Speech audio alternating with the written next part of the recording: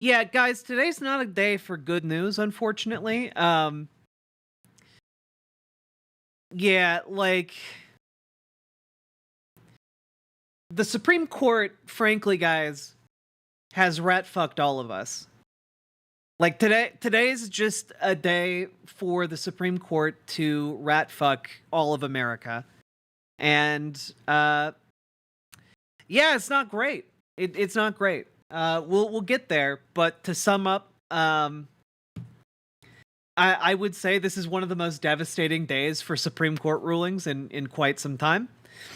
Um, for any of you worried about climate change, the Chevron doctrine has been overturned, meaning the EPA now has very little say in what corporations put out into the environment. Hundreds of January 6th convictions or charges might be overturned because the Supreme Court ruled on obstruction charges that faced most of them. And additionally, homelessness can now be made a crime. It can now be a crime, depending on the city and state in which you live, to be destitute and without a home. So we're gonna be talking about that, and I don't know, I'm pretty pissed off.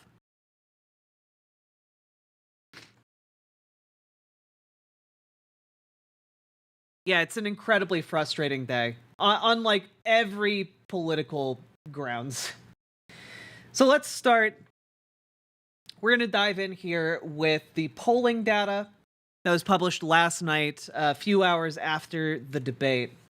CNN flash poll. I don't know if there are better or more recent polls. I haven't seen many. Polling is typically hard to put together right away. Majority of debate watchers say Trump outperformed Biden. Registered voters who watch CNN's presidential debate between Joe Biden and Donald Trump largely think Trump outperformed Biden, which of course they did. He was a shambling corpse. With most saying they have no real confidence in Biden's ability to lead the country.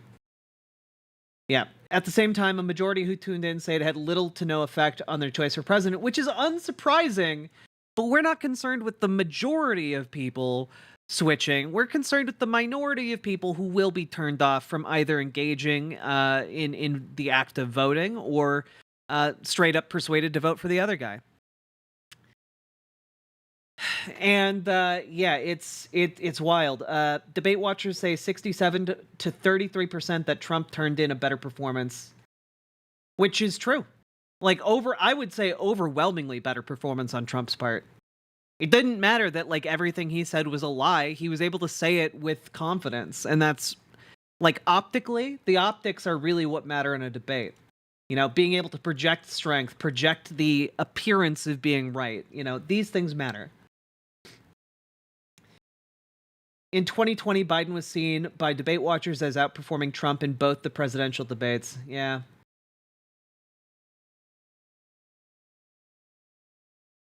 Two-thirds of registered voters who watched the debate said Trump outperformed Biden. Before the debate, 55% of the same voters said they expected former President Donald Trump to turn in a better performance than Joe Biden. Man, the drop in perception here by 12%. That's crazy. That is crazy, dog.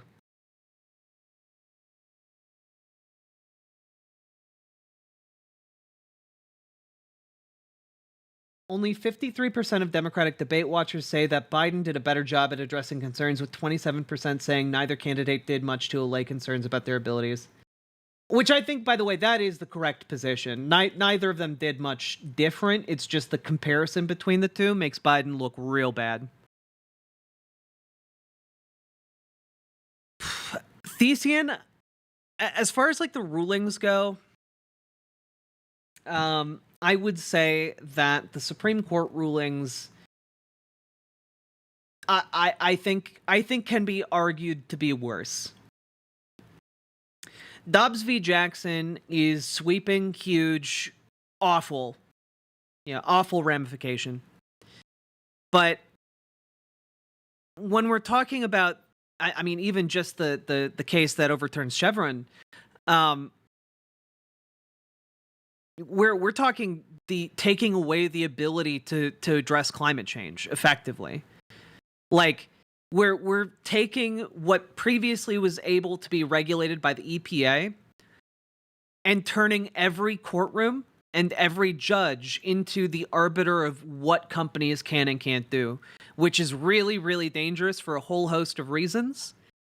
Not the least of which being that judges don't know about the environment. They know about the law. They don't know what environmental regulations or like, parts per million of X or Y or Z might do to people, Ruling that homelessness can be a crime, that's, less, I mean, it's less sweeping insofar as it will now be down to like states, counties, cities to make laws on that. So like it can be essentially, depending on where you go, that's going to have varying effect. I would say that one is, less bad than Dobbs, but still pretty damn bad.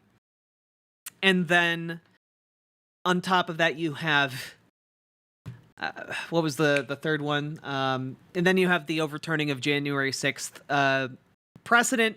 That one is actually the least bad, I would argue. I would argue that one's the least bad because it's not saying you can't charge them with this crime. It's just that you have to, if you are going to charge them with this crime, it has to be within a narrower confine. And I think that honestly, the narrower confines that the Supreme Court puts forward for obstructing a proceeding, like a state proceeding, I think that you can argue successfully that they would still fall, like January 6th rioters would still fall under that category. So that one is actually the least bad, even though it's one of the ones that sounds the most bad. Yeah. So that's just kind of my 2 cents on those. How much more obstruction can you get than literally obstructing the Capitol with your body? Well, the Supreme Court ruled that because of an earlier clause in the law or an earlier sentence in the law, essentially that law is supposed to only pertain to official statements and documents and record keeping. But I think you can still make that case for what was interrupted. So, it's just a slightly tweaked argument.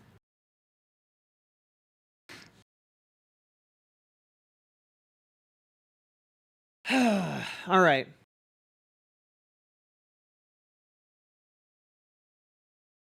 Let's see. Just 3% of debate watchers who said in the pre-debate survey that they supported Trump currently say they'd consider voting for Biden, while 5% of Biden supporters say they'd consider voting for Trump. Which, not a huge move, though a move of 2% is, to Trump is not great. I would say the threat of Biden's performance is dissuading turnout. People don't want to vote for him. I'm so scared for trans people with SCOTUS. Yeah. As a trans person, same. So, yeah, it's really bad. Okay, this debate, I can't really emphasize enough how bad this debate is. We didn't watch a ton of the aftermath of the debate last night, but this one, I saw a clip from this one where Kamala Harris goes on CNN to talk with Anderson Cooper, and it is an unmitigated train wreck. I've only seen a little bit of this, but it is. I mean, just extrapolating from the sliver of this I've seen, it is. You can pick up from this how bad Biden did. Okay? So, just take a look. See if you can pinpoint just how bad Kamala Harris knows it is. The first debate of the 2024 presidential campaign is now history. The fallout from it is just getting started. Joining us now is Vice President Kamala Harris. Madam Vice President, thanks for being with us.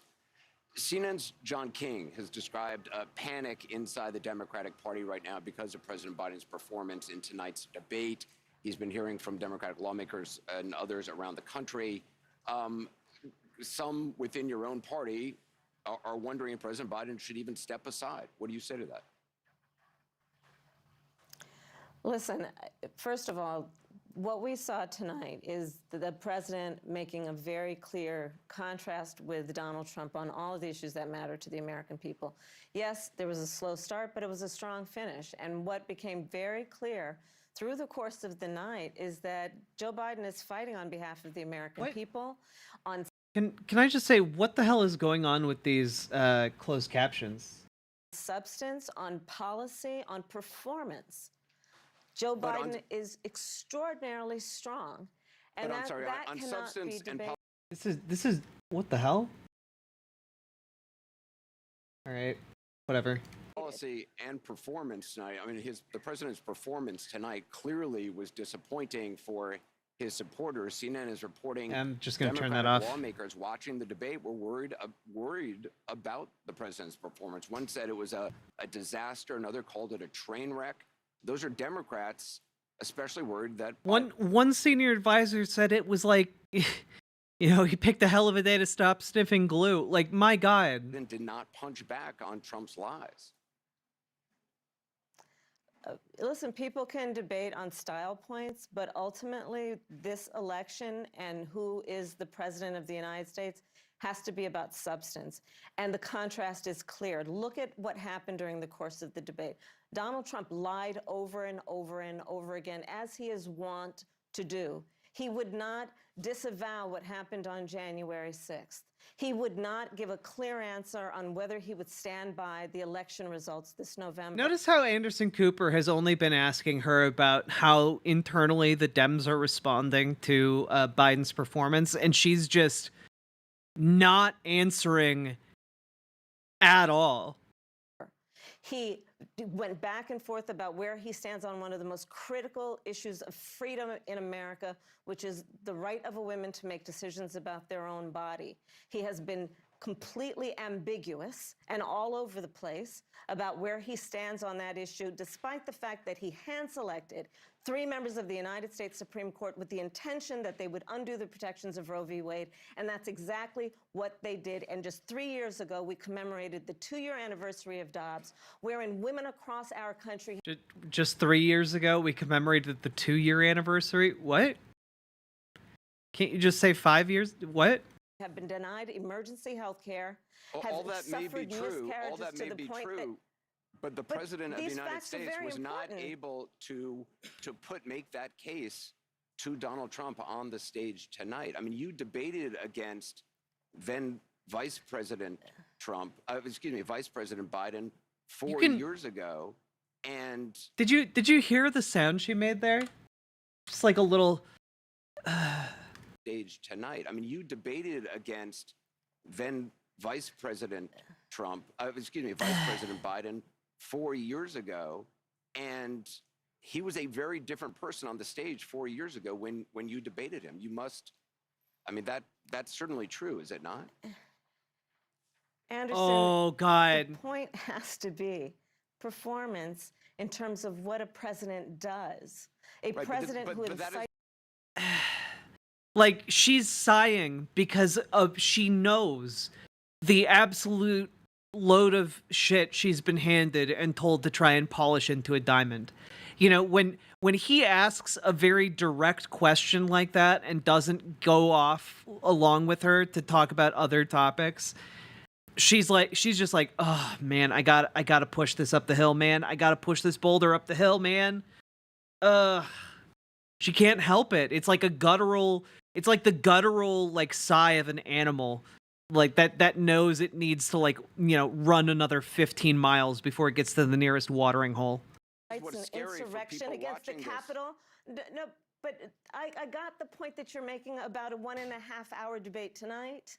I'm talking about 3.5 years. No, I got the point about the 90-minute debate that just happened that you're having me on to talk about right now. I get the point you're trying to make with your little debate trick, Anderson. I'm here to talk about the big picture issues, you know, aka something completely different. Please stop asking me about this particular topic. Of performance Makes me in uncomfortable. work that has been historic. But whether is that it be the man who infrastructure, we the saw former on the guy, stage the other tonight? guy, Is that the the other person guy you on see the in debate meetings every day? stage, the person that you saw on the debate stage that has for the What Anderson is trying to ask, and it's a very basic question, is Joe Biden like that behind the scenes every day in the White House when he's doing his work? And Kamala Harris is like just can't say no, he's not like that. Like she can't even acknowledge the point. the last 3.5 years up until today performed. No. She is not in denial. Like she's doing her job right now. She's fully aware of the shit sandwich she's been like tasked with putting on national television. A way that has been about whether it be in the Oval Office, negotiating bipartisan deals so that we have an infrastructure, a real infrastructure plan where we're putting trillions of dollars on the streets of America to upgrade our infrastructure. Whether it be the person I see in the Oval Office who is meeting with heads of the military and the intelligence community and in the Situation Room, ensuring the safety of America. The person I see in Joe Biden on the world stage, convening world leaders who often ask for his advice, most recently just during the G7 conference. So I'm not going to spend all night with you talking about the last 90 minutes. I'm not going to spend all night with you talking about the thing you brought me on to talk about, Anderson. How dare you? How dare you ask me to talk about this topic that I agreed to come on your show to talk about? Well, when I've been watching the last 3.5 years of performance. But this was a debate that your campaign wanted. You pushed for this debate at this moment. Obviously, I mean, you can't honestly say, I mean, can you say that you are not concerned at all having watched the president's performance? Is she trying to say Joe Biden deserves a sympathy vote? No, she's trying to like jingle keys and like get you all to forget how bad that debate was by talking about all the good things Joe Biden has done. Tonight? It was a slow start. That's obvious to everyone. I'm not going to debate that point. I'm talking about the choice in November. Well, also you didn't get you weren't invited on to the debate just to give your opinion, and you're not giving your opinion on it, so that's kind of weird. It was a slow start. Yeah, that's one way of putting it, and a slow middle and a slow end. November. I'm talking about one of the most important elections in our collective lifetime. And do we want to look at what November will bring and go? Yeah, you're talking about one of the most important elections in our lifetime, and we all just saw the guy who's been anointed as the guy for the Democrats absolutely like bite the curb in that debate. Like, yeah. And like trying to divert like this is so ineffective. This is desperation, folks. On a course for America that is about a destruction of democracy, electing a man who has said he'll be a dictator on day one?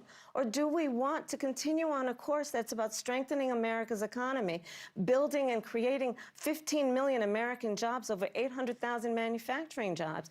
I got that this is the afterplay for the debate, this conversation.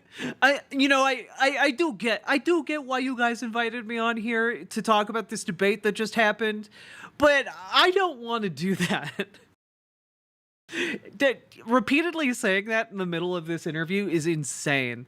Conversation that I'm in, and I understand why Hey, everyone wants Yahoo. to talk about it, but I think it's also important to recognize that the choice in November between these two people that were on the debate stage involves extraordinary stakes. And there's one person on that stage who has the endorsement of their vice president, and that's Joe Biden.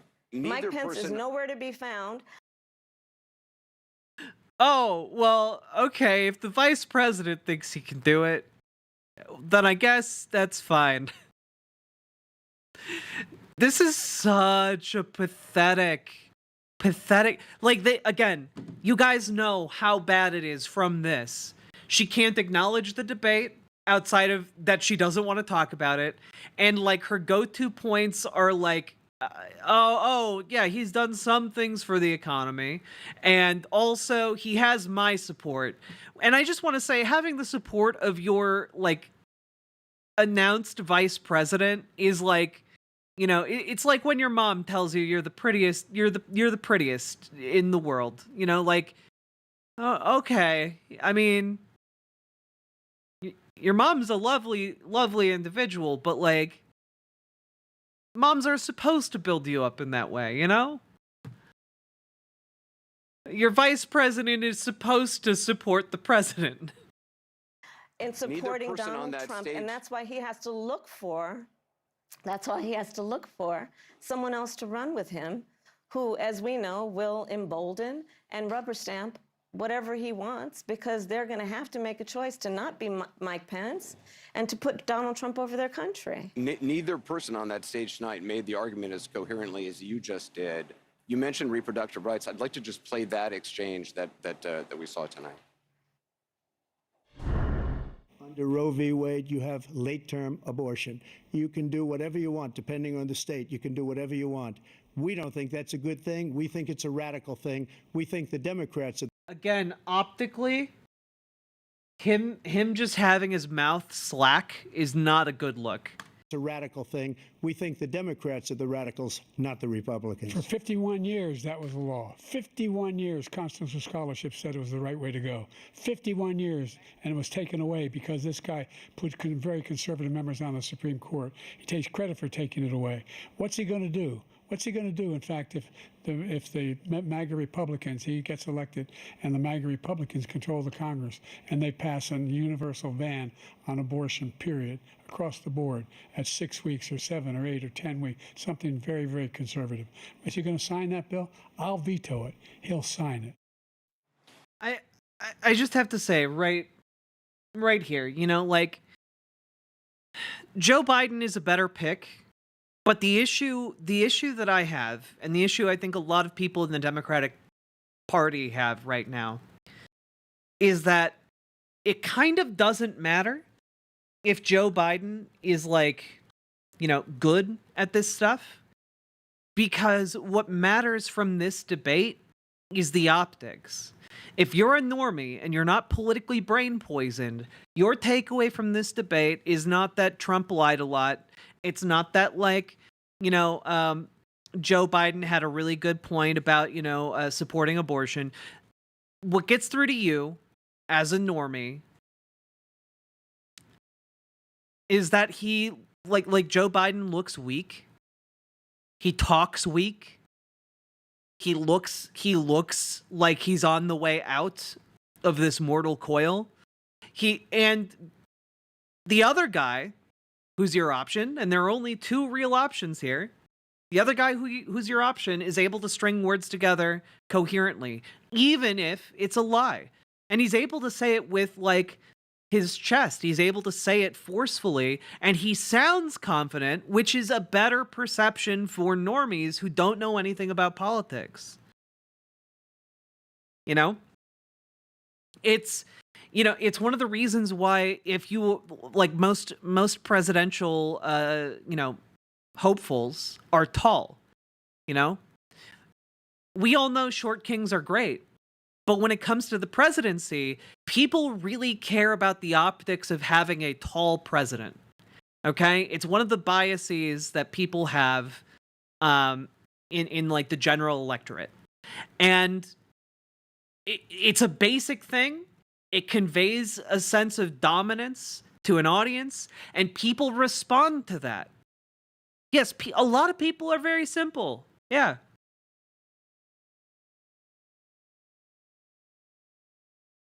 So, yeah, again, if you care about the substance of it and you pay attention to politics, you know that Donald Trump just said, like, a torrent of lies. But if you don't pay attention to politics, like that Donald Trump guy, he said a lot of things that at least like sounded like things. Meanwhile, Biden just rambled and mumbled, and he looked horrified and looked old and unforceful. It was very, very weak,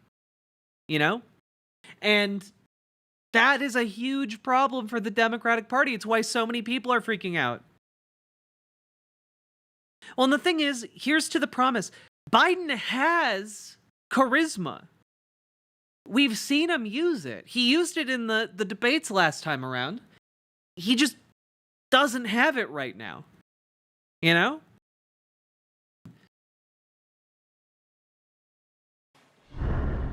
To someone who watched this debate tonight and has serious concerns about the President of the United States, what do you say to them about what they just saw?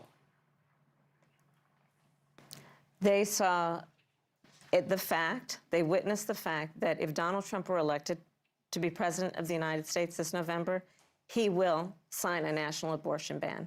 Take him at his word. He said he would when he was president before. He said if it came to his desk. Just real quick, I want to hear what Anderson Cooper's question was. Just saw about to someone who watched this debate tonight and has serious concerns about the President of the United States, what do you say? Again, the question is someone who watched this debate and has serious concerns about the President of the United States. What he's talking about is like his ability to perform.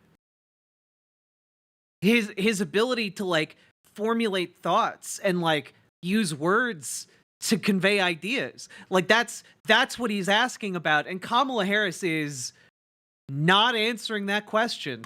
Say to them about what they just saw. They saw they witnessed the fact that if Donald Trump were elected to be president of the United States this November, he will sign a national abortion ban.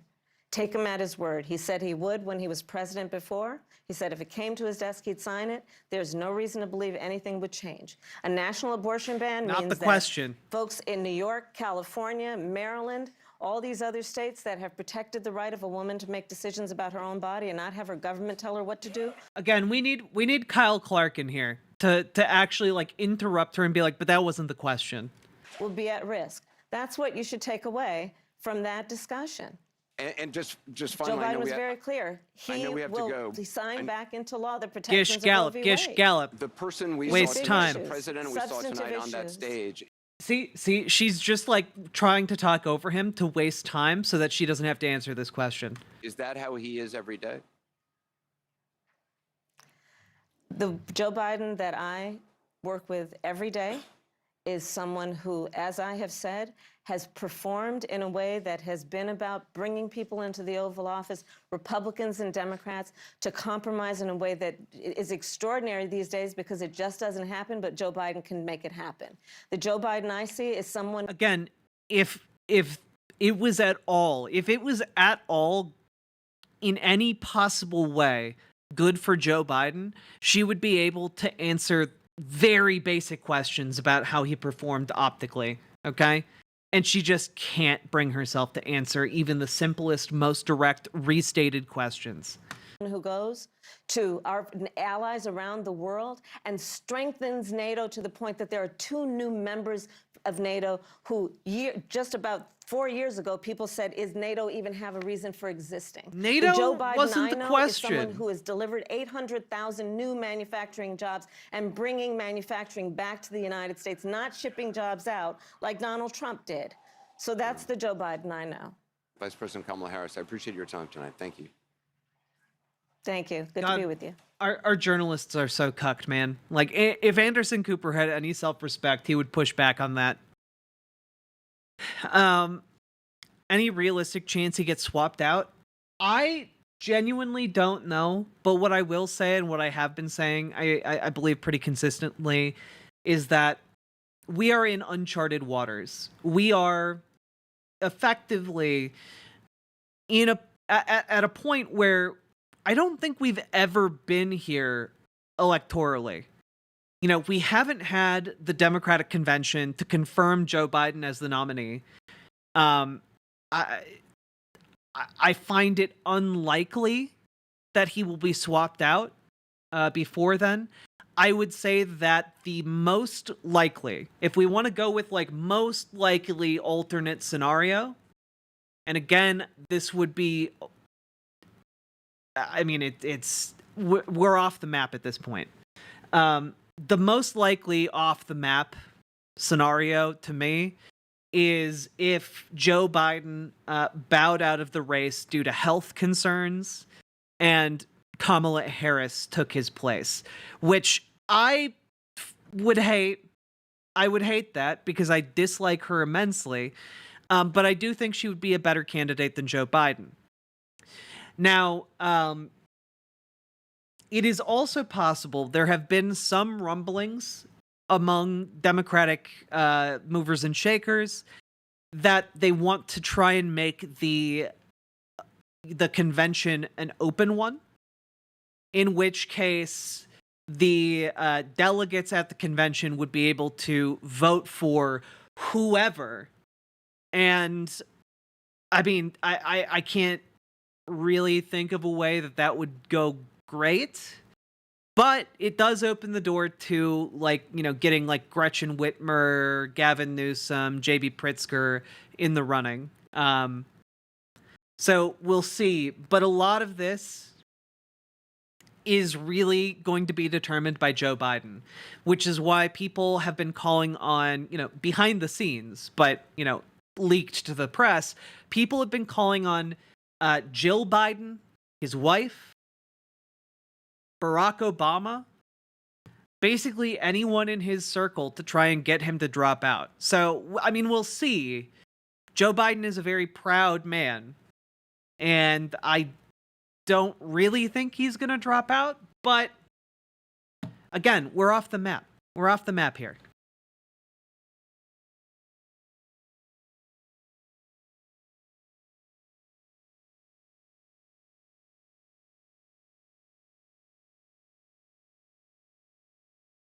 I'd love to be Josh Shapiro. I think Josh Shapiro needs more time in Pennsylvania, frankly. I think he needs more time as a governor. But I see why you would like that, yeah. Think that the Dems swapping candidates at the last second is just as bad a look on the party as keeping Biden? I mean, it's a bad look on the party, but if you can get someone else in there, like... Here's the thing, guys. This is the front page of Politico today. Biden addresses his disastrous performance. I don't debate as well as I used to. The movement to convince Biden to not run is real. It pains me how Biden's devastating debate went over at an assisted living facility. This can't continue. Biden sympathizing columnists urge him to step aside. Opinion: the worst debate performance in history. Hill Democrats don't want Biden to debate again. Democrats really have no way to spin this. We break down Biden's disastrous debate. Even Obama, in his supporting of Joe Biden, said bad debate nights happen. Which is acknowledging he absolutely beefed it. And guys, it's not limited to just Politico. Trump was the Trump we know. Biden was the Biden we feared. Democrats can and should replace Joe Biden. A disaster for Joe Biden. Here's Morning Joe. I want to see how Morning Joe reacted to this debate, because we all know Joe Biden actually watches and respects Morning Joe.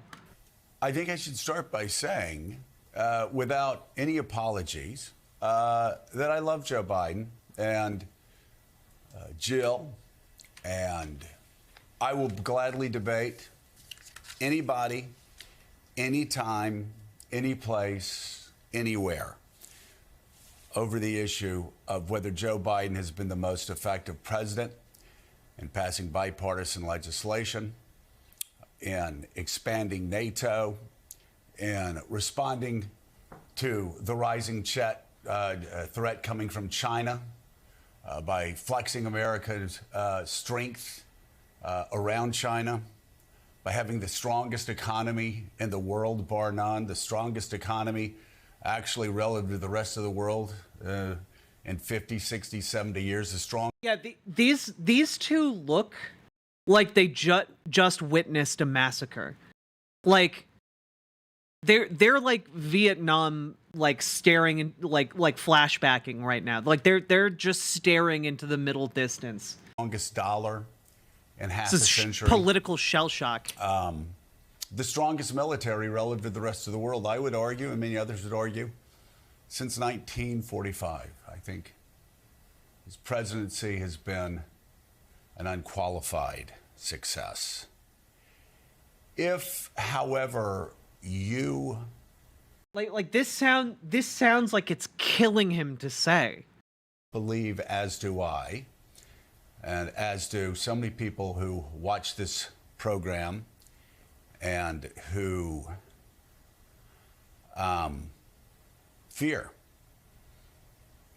just how dark of a place a second Donald Trump term will take America, then I think it's critical that we ask the same questions about this man I love, respect, and who's. Yeah, they're banana brains. They're talking like they're like another Kennedy was just assassinated. Like, my God. Like as if someone actually died. Jill wants to be in the White House more than Joe, to be honest. Maybe. Also, hello, Kaiju and all the president's brains. Whose public service and saving this country from Donald Trump over the last 3.5 years, I honor and always will. I think we have to ask the same questions of him that we have asked of Donald Trump since 2016, and that is, if he were CEO and he turned in a performance like that, would any corporation in America, any Fortune 500 corporation in America, keep him on as CEO? If this were Donald Trump, time and time again, we talked about the Goldwater. Where's the Barry Goldwater? To walk over and tell Richard Nixon it was over, to tell Donald Trump it was over. And now the question is, do Democrats need to do the same thing of Joe Biden? I mean, these are hard. The fact that Morning Joe is the most die-hard Joe Biden show that I can conceptualize. And like, they're even saying it, man. Questions. But the fact is, friends, failure is just not an option. In 2024, failure is not an option. So who I love, who I respect, who I revere for their work. Yeah, I guess he's talking so carefully because he knows Joe Biden is going to watch this. And their duty to service over their lifetime really is not relevant. It's not relevant for any of us. It's not relevant for Democratic leaders. It's not relevant for anyone. The question is, we know Joe Biden can govern? No, And again, I love your issue with chatting, anyone, and I Rhombus. will win. I will destroy anybody that wants to debate Joe Biden's record over the past 3.5 years. You're doing great. He can run the White House. He can run the country effectively, despite the barrage of lies that constantly come at him, like Donald Trump's lies last night. But can he run for president in 2024? Donald Trump lied over and over and over and over again. And Joe Biden couldn't respond to any of those lies. Yeah. Yeah. I mean, this is devastating for Joe Biden. Like, I mean, holy moly, guys. Thomas Friedman wrote an article titled "President Biden is my friend. He must bow out of the race." And guys, Thomas Friedman is like the epitome of like a Bidenista, okay? Like there is no swaying him. The fact that even he's writing something like this is insane. Like, we've hit a level of response to this where I'm like, I think this has to go somewhere. Like, I don't think the Democratic Party can just play this off. I mean, and honestly, like, if the Trump campaign and the people who make their ads start running ads of Joe Biden looking lost and horrified and old in that debate and like messing up his words, he's dead. Like, he's done. It doesn't matter what Joe Biden does. If Donald Trump floods the airwaves with ads like that, and yeah, they're already starting to do that the day after. But like, this was viewed by millions of people, and this perception is going to be solidified between now and the next debate. Do we really want to gamble everything on one more debate? Because if we do, like, it's not going to be pretty, guys. Going into this, I thought Joe Biden had like a 60 to 70% chance of pulling it out in the general. Right now, I'm feeling like he's got like a 30 to 40 chance. Like, I feel like this debate slashed his chances of winning in half.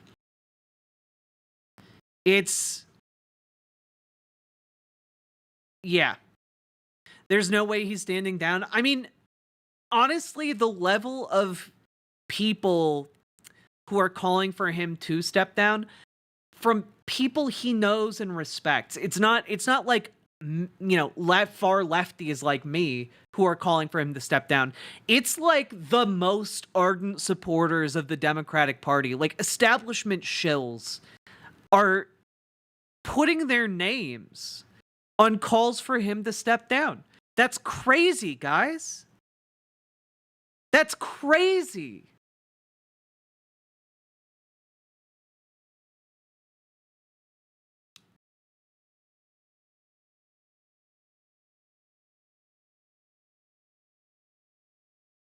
Yeah, when the establishment is calling for their main guy to step down, yeah, I believe the establishment.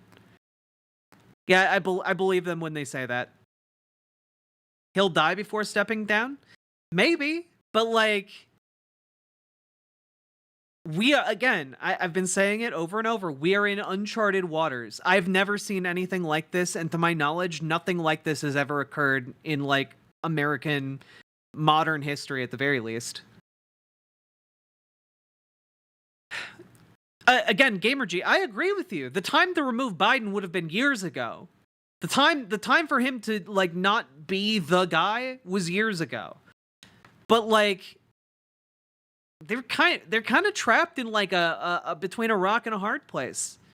Cause like, I don't think it like I have to be real with you guys. I've had conversations with like organizing folks. People don't want to organize for Biden. They don't want to do that. You know? And that is not going to be helped by this debate, nor is it going to be helped in the next debate. I can't see him doing well in that next debate. You know, I don't think it can happen now. Like, after seeing that debate performance, I don't think he's got the juice. I don't think he's got the juice for the second debate.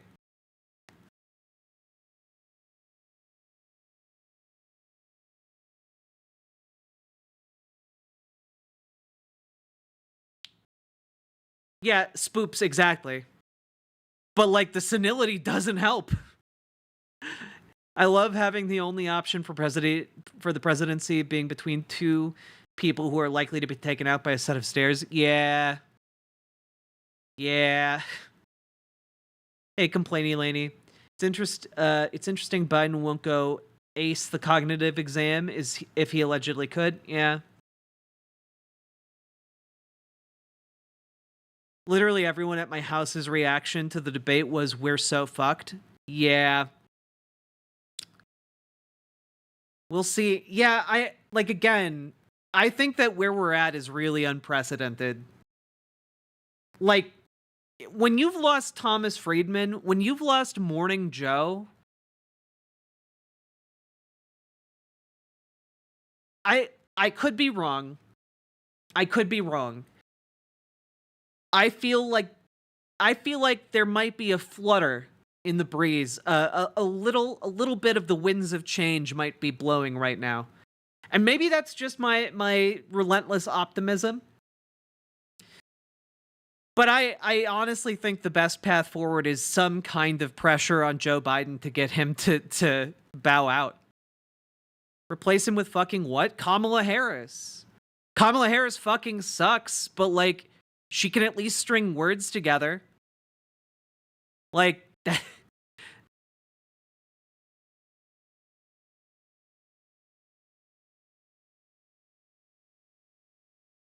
there are at least winds of change, but the DNC stands strong. I mean, we'll see, guys. People within the DNC are also thinking these things. They're also leaking to the press. You know? Like, this is what Thomas Friedman wrote about that debate. I watched the Biden-Trump debate alone in a Lisbon hotel room, and it made me weep. I cannot remember a more heartbreaking moment in American presidential campaign politics in my lifetime, precisely because of what it revealed. Joe Biden, a good man and a good president, has no business running for re-election. That's damning, guys! This is from the most, like, establishment shill imaginable.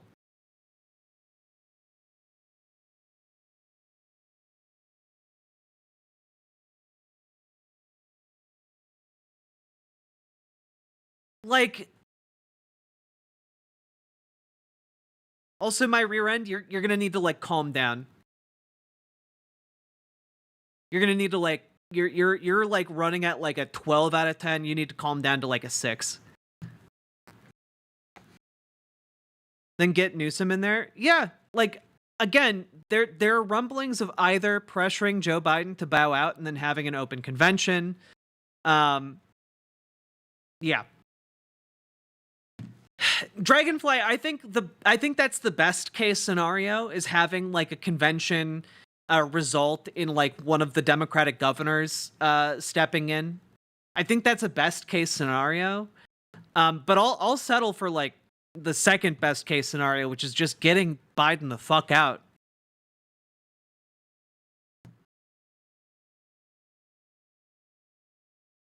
Yeah, the fact that they kept Kamala Harris on this ticket is kind of insane to me. Like they've done nothing with her during the presidency except send her out for like awkward gaffe after awkward gaffe.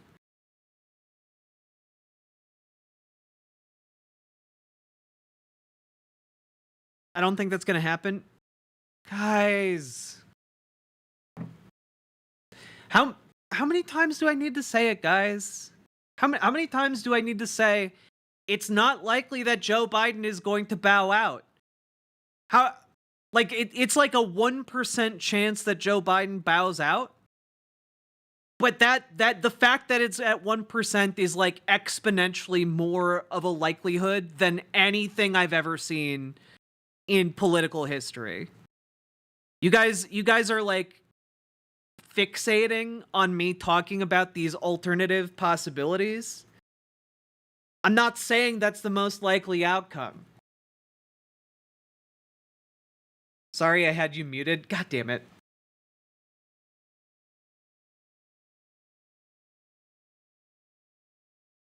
There should be a thumb war for the Dem candidate. I agree with that. Yeah, the Morning Joe clip kind of hit me the hardest of all the mainstream people, realizing maybe Biden's not it. Yeah, Carly, like, they're his guys. They're his people. He watches that show religiously. Yeah. I don't know. I'm just saying, like,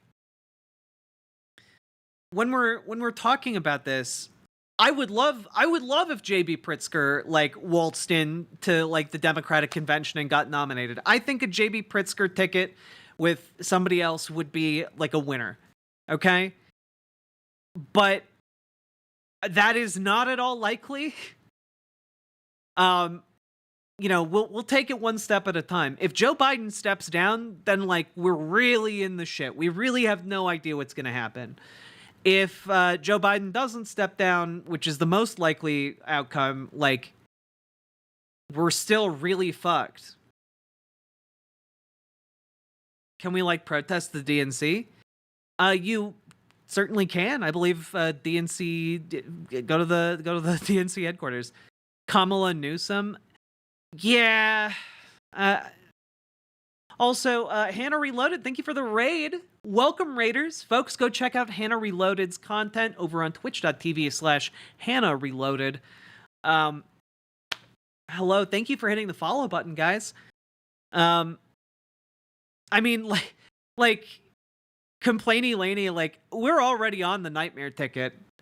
You know, all of the other, I feel like all of the other possible tickets are an improvement over the nightmare ticket we have right now. Outside of if they brought Hillary. If it's a Hillary Kamala ticket, that's the ultimate nightmare. That's the ultimate nightmare. Okay? It doesn't get worse than that. They will never put Kamala forward as president. They might if Joe Biden is convinced to step down. But I also agree with you, that would not be at all their choice. It's like the trolley problem, but you can only watch. Yeah, kinda. Ow. I just hit my little toe on my weights. Ow, that hurt a lot. Okay.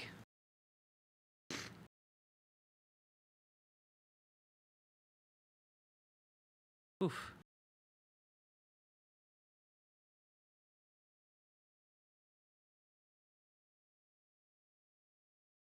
You should have gone yonks ago. Years ago. I think it's disgraceful that your country is going to be led by a bungling fool, whoever wins. Yeah, I am not proud to be an American. God. The girl boss ticket. Yeah.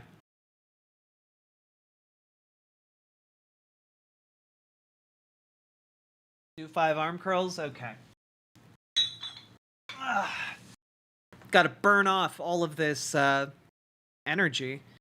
1, 2, 3, 4, 5.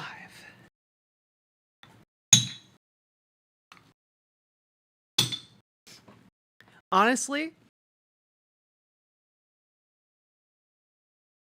look, let's not get too deep into the weeds of like Hillary, Kamala, you know, like, JB Pritzker, Gavin Newsom.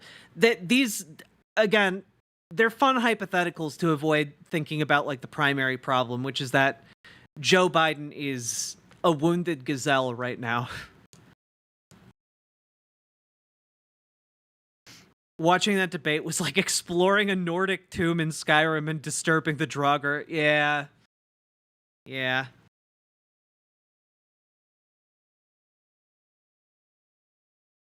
One can both be a bungling fool and also a clear and present danger to the entire planet. Hey, Captain Firebeard. How you doing? What's the emergency? The entire Democratic Party is currently in shambles. That's the emergency.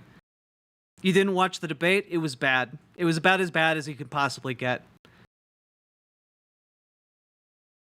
My heart is feeling pretty okay, and I'm nervous vibrating, so I might try to walk a mile today. Let's go, OS Crane. All the President's Brains, thank you for the £5. Or 4.99 pounds. I appreciate that. Oh god, I might need to take some cold medicine. I'm like sniffly. Can't get over how horrified Biden looked. Yeah.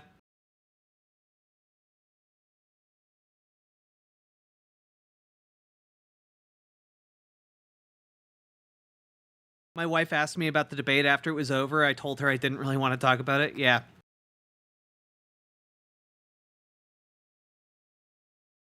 Oh, fuck.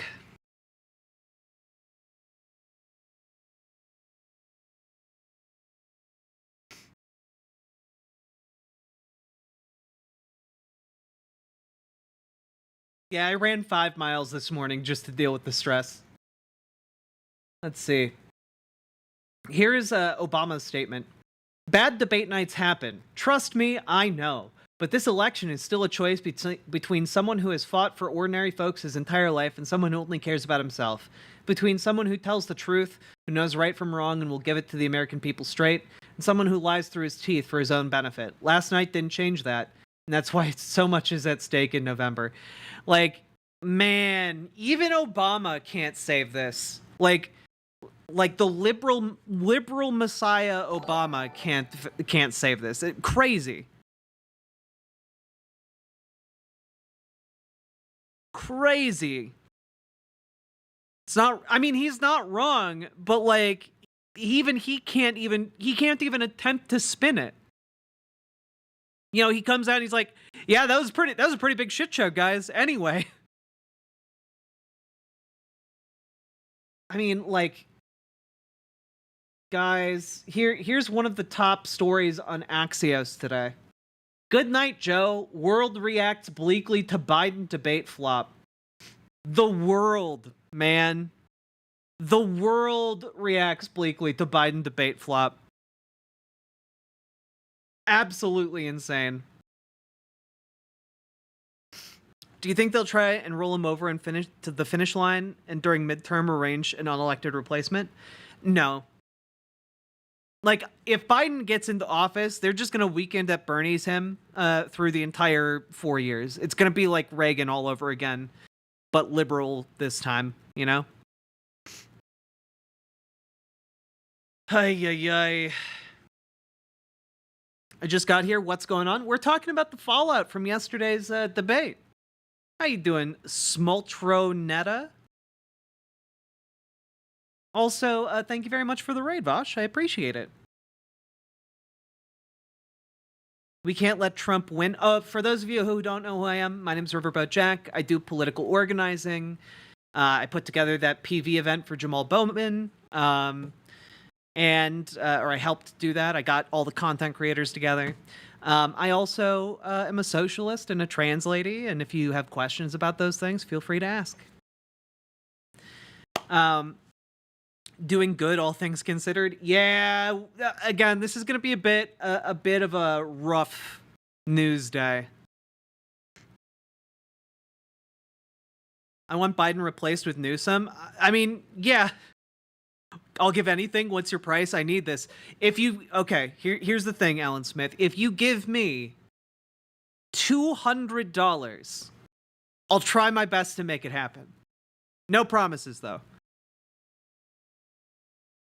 Doggo Duck, thank you. Good morning to you as well. He's gonna Feinstein, isn't he? I mean, probably. My anxiety is high. Yeah. Done? Excellent.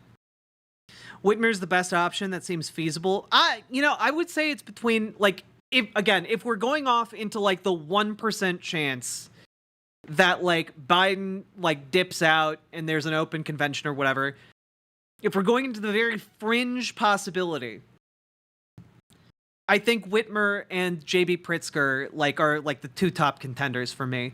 Newsom definitely is up there. I just don't like that guy. Pritzker and Whitmer are, like, the two main ones I think would do a decent job. It's not time for Newsom yet. I mean, he's holding out for 2028.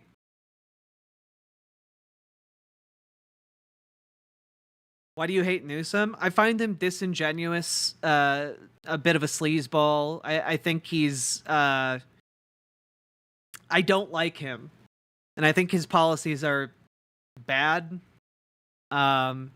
He did a lot to help California, but, like, he could have done a lot better stuff. He's gone in and there was like a workers thing that he crushed. Newsom. I covered it a while ago. I can't remember though.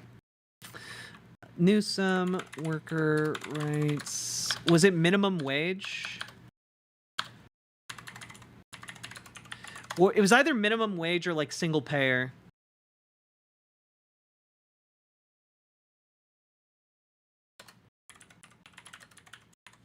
He vetoed something.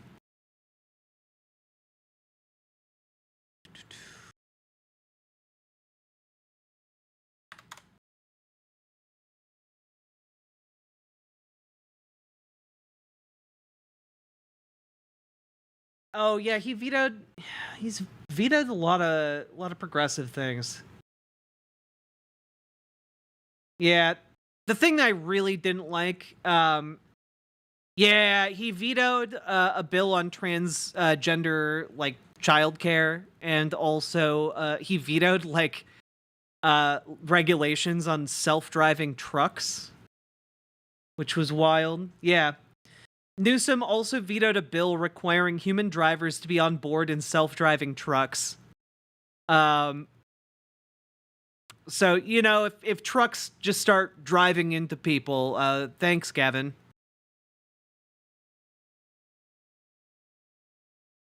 What do I think of a Bernie Newsom ticket? I mean, that'd be great. I don't see it happening, but that'd be great. The worm that controls RFK's brain would be a better candidate at this point. Wait, no, it's an anti-Semitic worm. I refuse it. I reject it. The worm is what told him that the Jews made the COVID vaccines, or made COVID in and infected the world. Yeah.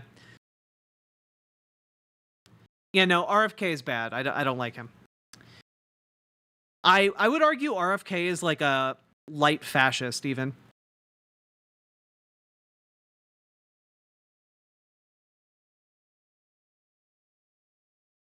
Yeah, we do not stand anti-Semitic worms in this chat.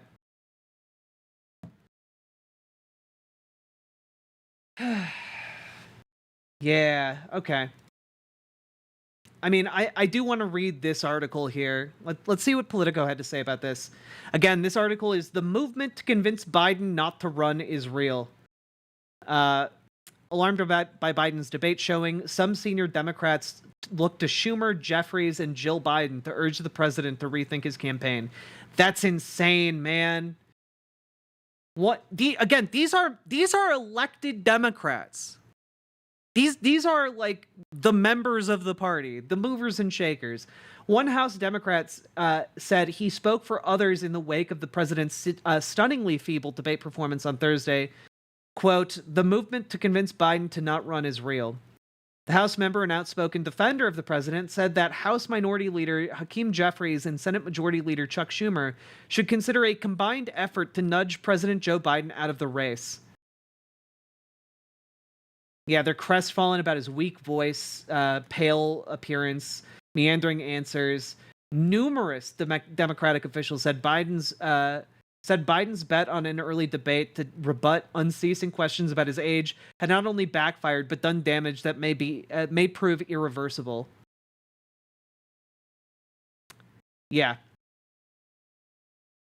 A second House Democrat said reflection is needed from Biden about the way ahead and indicated the private text threads among lawmakers were even more dire, with some saying outright that the president needed to drop out of the race.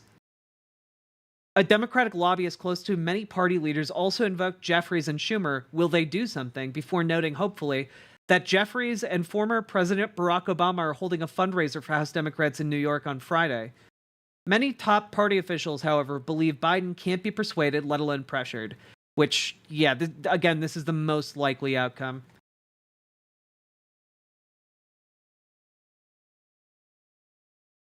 For those close to Biden, his appearance was the realization of their worst fears. His top strategists sought to make the best of it, citing focus groups and Snap polls that showed voters also detested former President Donald Trump, but made no attempt to hide their disappointment. Nobody in Biden's orbit wants to be the one to approach him about whether to stay in the race. But as one advisor told me, quote, "It's got to be a conversation and he will hate it." Guys, do you know how insane this is? Like, I've been covering politics professionally for years now. Okay?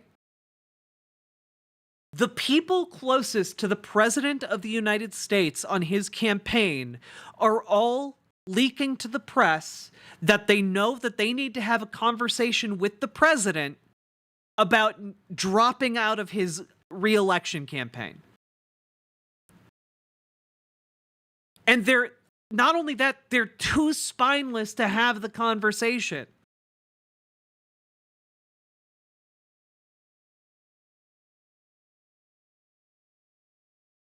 And they're saying to the press, we are going to do this. We are going to talk to him about it. I mean, we'll see what happens, but like, God.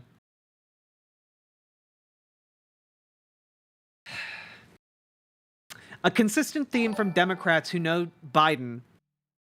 First Lady Jill Biden would have to be party to any intervention with the president. God. Metatiahu, thank you for gifting Fortnite a sub. That's very kind of you.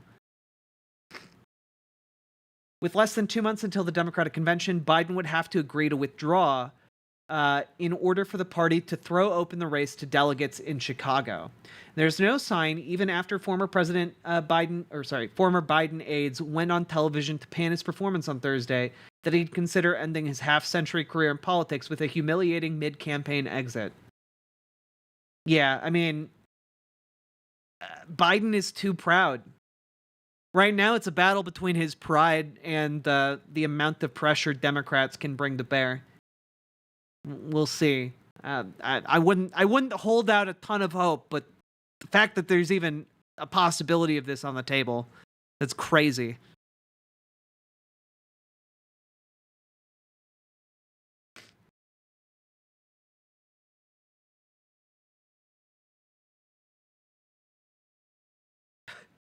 A few prominent figures in the party have spoken out, perhaps none more forcefully than longtime strategist James Carville, who on Thursday simply said, "I tried." Holy shit, guys. That's James Carville. I mean, between that and like, what was it? This one? Yeah, no. Yeah. Thomas Friedman talking about crying alone in his hotel room watching the debate. I mean, like, damn, guys. Damn.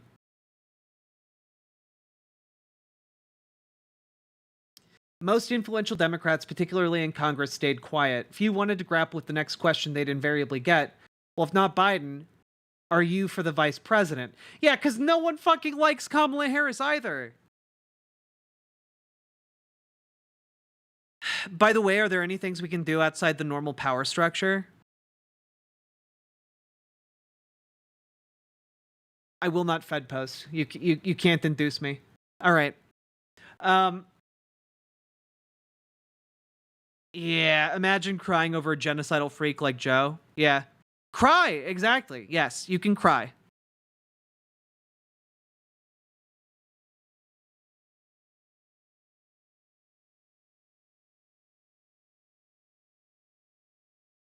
Yes, there was a slow start, but it was a strong finish. God. I think I witnessed the unofficial end of the Biden campaign. What we saw tonight is the president making a very clear contrast with Donald Trump on all of the issues that matter to the American people. He looked weak and confused. I like him. No way you could believe this man could be commander-in-chief for more years. This president has family members who don't love him, because any loving family member would not put a man like this through the hell. Vivek, I don't think you want to bring out whose family members love who the most, okay? Because I have a feeling Tiffany Trump might have some things to say. That they're actually putting him through. What voters are concerned about when it comes to the tapes and this old, unfit individual who's president of the United States, we saw that on the debate stage today. The worst debate performance in modern history from Joe Biden versus the strength of President Trump. There is panic that has set in. I mean, honestly, it might be the worst debate performance in U.S. history. You know? Legitimately, you might be able to make that argument. Among people who have watched this debate, who are Democrats, people who are strategists, and some even inside Democratic campaigns. Yeah. Do you think it's unfounded? Well, I think it's unhelpful. I will give this to Gavin Newsom. He's the most politician-looking person I've ever seen in my life. Like, if you showed me a picture of Gavin Newsom, I would just assume he's a politician. He's got the politician phrenology. And I think it's unnecessary. We've got to go in and got to keep our heads high. And as I say, we've got to have the back of this president. You don't turn your back because of one performance. What kind of party does that? I mean, it's not just because of the one performance. It's also because he's ancient as hell. I came from Vosh. Very cool to see a streamer who's actually an organizer. I'm working on getting a job labor organizing. That's so cool. After leaving the traditional nonprofit space where I was an organizer / executive.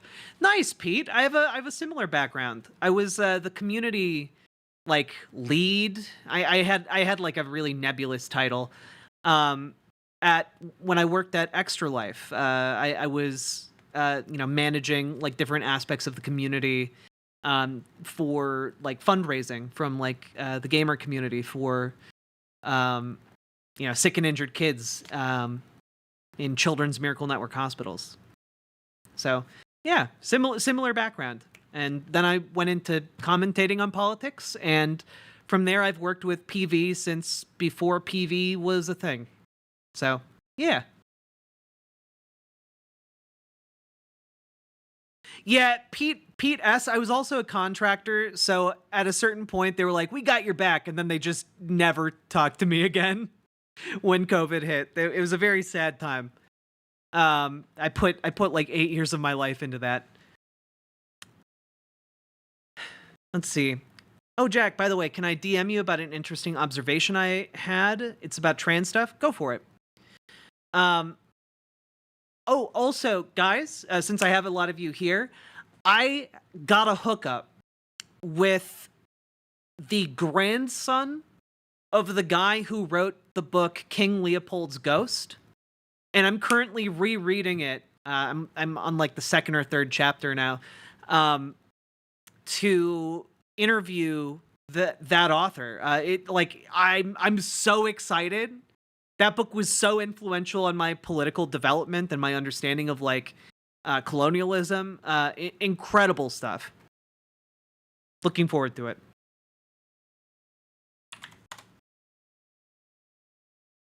Oof. Did I just have like a weird hiccup on stream? You guys all good over on Twitch? Yeah, you guys good on Twitch. Okay, there we go.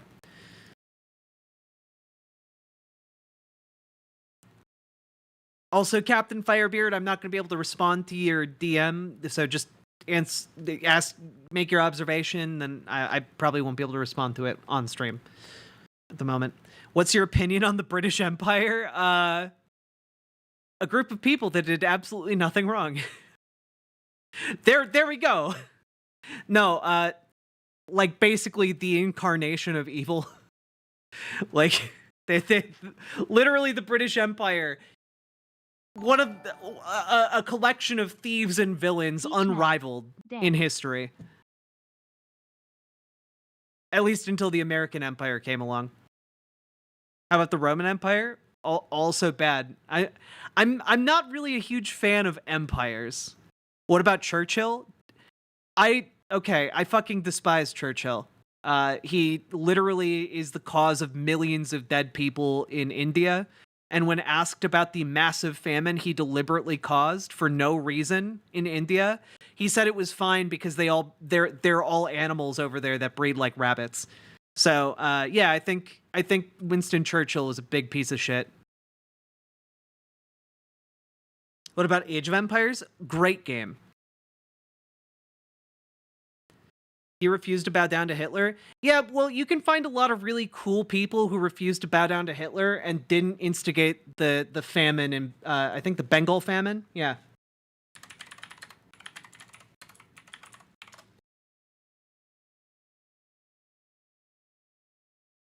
Yeah, look, we don't need to get into it really, but like an estimated 0.8 to 3.8 million people died. And we don't know how many people died because the British didn't care enough to actually tally how many people died. So, like, I don't know. I think maybe doing a Holocaust for, like, no reason, by the way, of people in Bengal is bad.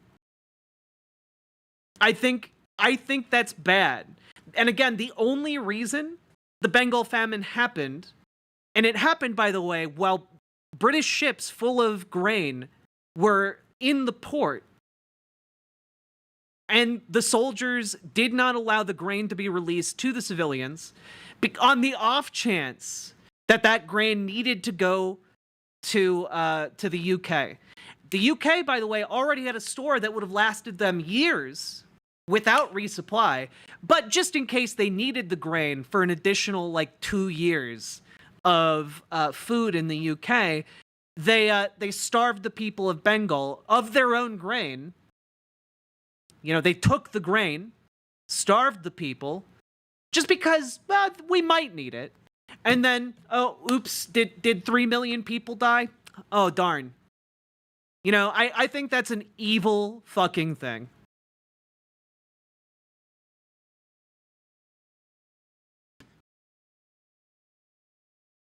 Yeah, I think the proper context for Churchill is that he was a bad guy who helped defeat a worse guy. Yeah. Whew.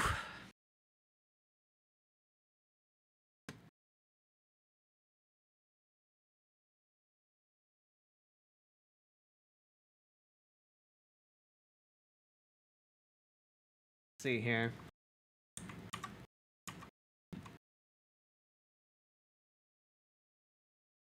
And I mean, like, guys, here's Mother Jones. Trump was the Trump we know. Biden was the Biden we feared. Biden had his shot, a chance to dispel concerns about his age and his abilities, but in his first debate with Donald Trump, he stumbled through 90 minutes, muffing answers. I don't think that word means what they think it means.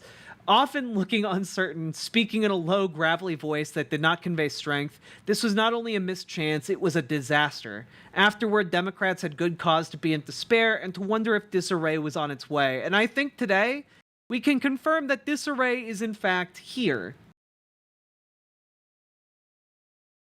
Yeah. Because again, this morning, or late last night even, Democrats can and should replace Joe Biden. A comatose Joe Biden would make a better president than Donald Trump, and the president's capacity to lead the executive branch is, by most accounts, far greater than his capacity to speak incoherent, extemporaneous sentences on CNN. But the idea that Joe Biden is the best possible standard bearer for the Democratic Party this November has lost all plausibility. Yeah. It's bad stuff.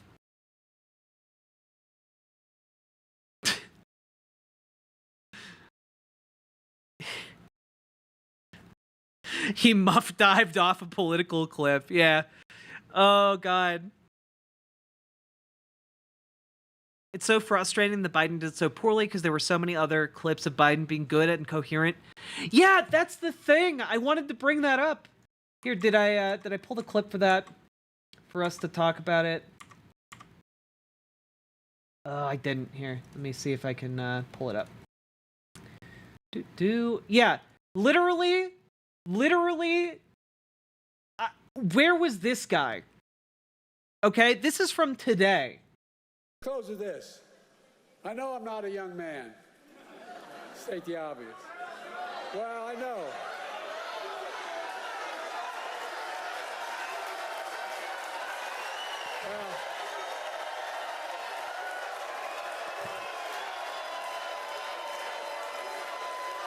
Well,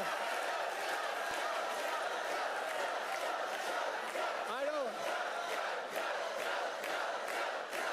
Folks. Yeah, this is from today. I don't walk as easy as I used to. I don't speak as smoothly as I used to. I don't debate as well as I used to. But I know what I do know. I know how to tell the truth.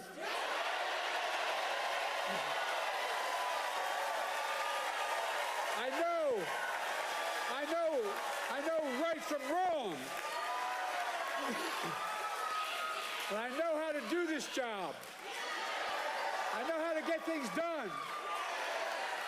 And I know, like millions of Americans know, when you get knocked down, you get back up.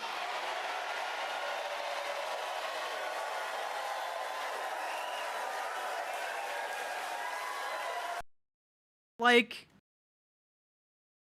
what the hell? Like, this is so much more baffling that he whiffed last night. For him to go out there and, like, be able to speak strongly and loudly, man. Yeah, but, like, they know the president, okay? If they knew he was going to have trouble thinking later in the day, he needed to have a fucking nap, okay? Let him sleep in. It's the most important speaking event outside. You got the State of the Union, and then you got the two debates. Those are the two things he has to get right. They accidentally gave him the slow release adrenochrome. Yeah, did they mix up the Dayquil and the NyQuil? Is that what happened? Did did a Trump like plant like sneak in like a bunch of fentanyl into his drink? Like what the hell, guy? Looks like I have another 4 years of dressing in Dockers and sweaters so as not to frighten the chuds. No, I'm sorry, Danny Boy the Great. Also, hope you're doing well. Haven't seen you around much. They're ghouls. They know if they lose, it'll be a good fundraising opportunity for them. They don't care at all. I think they do care. I think they care because I think they know if Donald Trump wins on some level, there is now a pervasive, albeit low level fear and recognition that Donald Trump is on some level like a threat to them, you know? Yeah, they might not think it's the last election, Koopa Shell, but I think enough of them know that like democracy is going to be like irrevocably harmed if Donald Trump comes into office.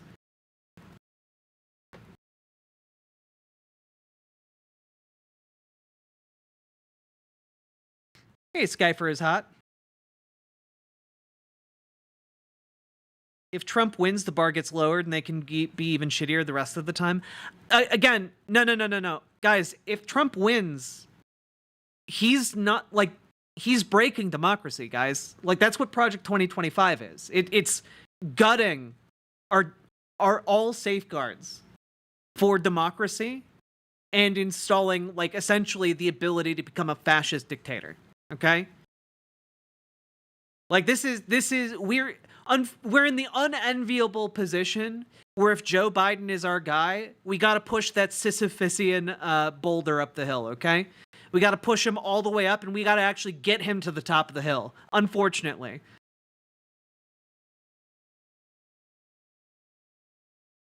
I think they're up their own asses. They're too up their own asses to understand that. I mean, true to an extent, but I think a lot of them realize on some level that Donald Trump is going to make their jobs harder and put a lot of them out of their jobs. They don't really think beyond like to like the systemic level, really. But I think a lot of them understand that if Donald Trump wins, like a lot of them are out of a job.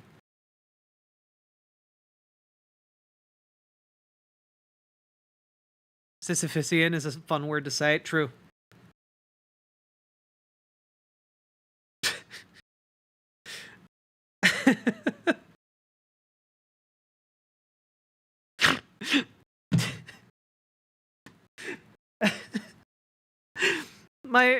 My partner just sent me a really good meme. Can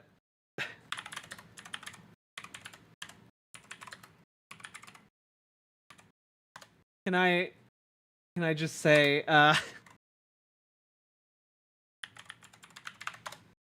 wait. Yeah. Is it here?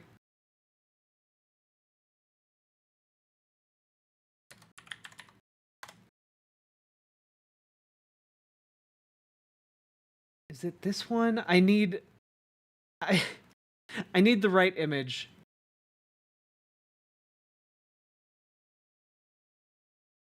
Yeah, here we go.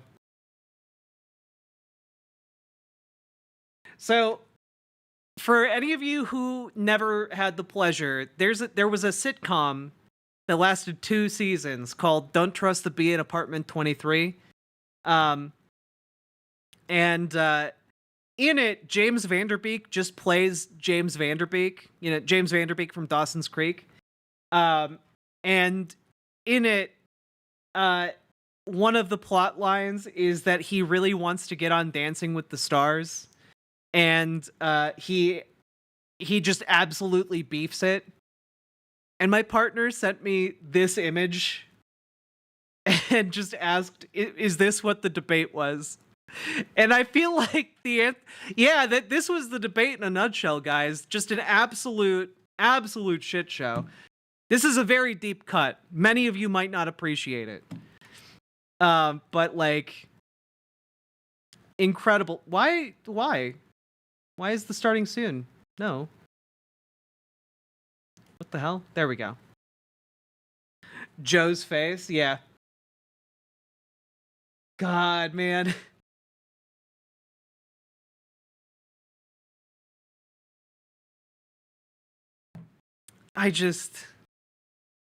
Jack coming in with some of the most obscure media out there yet again. Well, look, okay, I'm autistic as hell. I gotta share my massive amount of lore that I have acquired over the years, like a magpie showing off its treasures. Is the mention of SCOTUS upending changes to do with the 1512 stuff? I don't know what you mean by the 1512 stuff. So when we're talking about SCOTUS today, when we get to that point, we're going to be talking about them overturning Chevron doctrine, which basically fucks all of us and our children and our children's children in perpetuity. Okay, so that's fun. We also are talking about the SCOTUS ruling on making homelessness illegal, and we're also going to be talking about SCOTUS ruling that the charges many of the January 6 rioters were hit with were done so outside of the scope of the law for obstructing like a government proceeding. So that's getting kicked down to a lower court to decide on like whether or not these people can be tried. So yeah, there's a whole lot of fuckery going on with the Supreme Court that we need to get to. You meant just the Jan 6th? Nope, we're talking about the bigger court case that was decided today about Chevron doctrine as well. Yeah, it's that, guys. Today's a bad news day. It is bad stuff. But I'm gonna try and make it as fun as possible for us to talk about, huh? I mean, like. Okay, we got a bunch of new viewers. I want to play this again because honestly, I'm still not over this. Joe Biden watches Morning Joe religiously. He watches it all the time. And Morning Joe, after the debate, talked about him like he died on that stage. If you guys haven't seen this, it is I can't even begin to tell you what it means when Joe Biden has lost Morning Joe. I think I should start by saying, without any apologies, that I love Joe Biden and Jill, and I will gladly debate anybody, Morning Joe, anytime, any place, anywhere, over the issue of whether Joe Biden has been the most effective president in passing bipartisan legislation, in expanding NATO, in responding to the rising threat coming from China, by flexing America's strength around China, by having the strongest economy in the world, bar none, the strongest economy actually relative to the rest of the world in 50, 60, 70 years, the strongest dollar in half a century. Like he's talking about Joe Biden as if like he's being strong. He's being strong for father. Okay, he can't let a tear roll down his cheek. Men don't cry, damn it. You know, that's the vibe I get from this. The strongest military relative to the rest of the world, I would argue, and many others would argue, since 1945. I think his presidency has been an unqualified success. If, however, you believe, as do I, and as do so many people who watch this program and who fear just how dark of a place a second Donald Trump term will take America, then I think it's critical that we ask the same questions about this man I love, respect, and whose public service in saving this country from Donald Trump over the last 3.5 years I honor and always will. I think we have to ask the same questions of him that we have asked of Donald Trump since 2016, and that is, if he were CEO and he turned in a performance like that, would... Yeah, you all know how you want a president and a CEO. You know, you want your president to ensure the profitability of the country. What? I hate the analogy, man. Any corporation in America, any Fortune 500 corporation in America, keep him on as CEO. Yeah, honestly, CEOs fail upward. This were Donald Trump, time and time again. We talked about the Goldwater. Where's the Barry Goldwater? To walk over and tell Richard Nixon it was over, to tell Donald Trump it was over. And now the question is, do Democrats need to do the same thing of Joe Biden? I mean, these are hard questions, but the fact is, friends, like he's saying, like, it's time to replace our CEO. failure's just not an option. In 2024, failure is not an option. So who I love, who I respect, who I revere for their work and their duty to service over their lifetime really is not relevant. It's not relevant for any of us. It's not relevant for Democratic leaders. It's not relevant for anyone. The question is, we know Joe Biden can govern. Mm-hmm. And again, I'll debate that issue with anyone, and I will win. I will destroy anybody that wants to debate Joe. Yeah, we also have like a month and a half to like maybe maneuver here. I don't think it's at all likely that Joe Biden is going to step down, but there's a 1% chance that he does, because we're in weird territory right now. Joe Biden's record over the past 3.5 years. He can run the White House. He can run the country effectively, despite the barrage of lies that constantly come at him, like Donald Trump's lies last night. But can he run for president in 2024? Donald Trump lied over and over and over and over again. And Joe Biden couldn't respond to any of those lies. I think, do I think Biden can win in 2024 again? Yeah.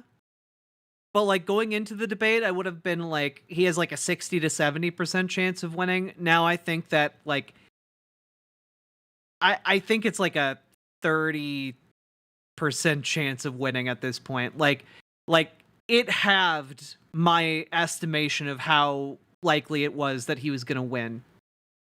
Like it is, the odds are currently stacked against him, and I don't really see him being capable of turning this around. Like, this is like, yeah, I thought going into this he had like a 60 to 70% chance to win. Now I think he has a 30 the 35% chance to win. You know, like I think he's much less likely to win after this debate. No one will remember this in a week. I disagree. I think the Trump campaign is going to plaster the Trump campaign is going to plaster Biden's confused ass face across all media from now until election day. I think they're going to make sure that his debate performance is first and foremost in people's minds.